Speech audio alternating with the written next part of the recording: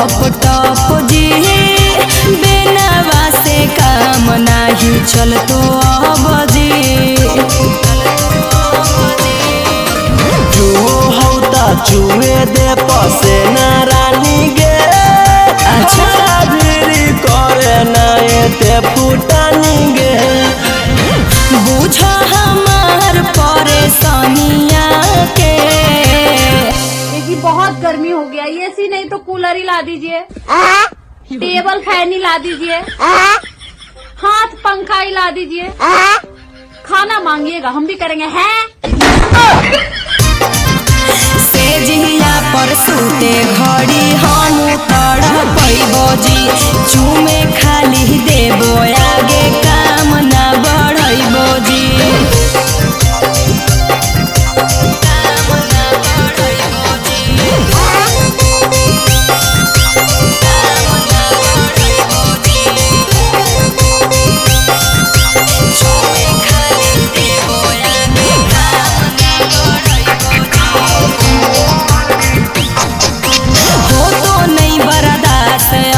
चल जइबो नहीं हारावा नहीं तो ये राजा जल्दी लगाई दह कुलारावा। काहे बुझो नहीं धनी परेशानिया के। लागे भूल गई अपन तो बचनिया के। चुप रहो जी। काहे तड़पाबो हको जमिया के।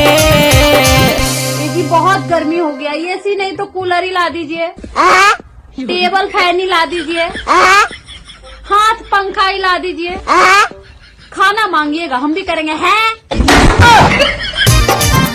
सेजिया पर सूते घड़ी हम तड़पैबो जी। चूमे खाली देबो आगे काम ना बढ़ैबो जी।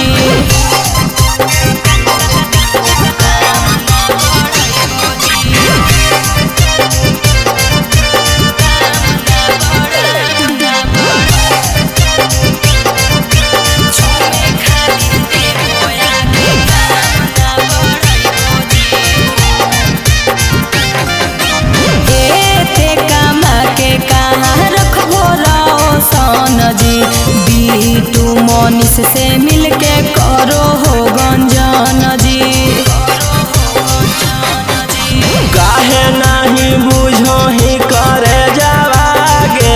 लागे नहीं हकौ तोरा ना ले जावागे। अच्छा हो तो बर्दाश्त नहीं गरमिया के।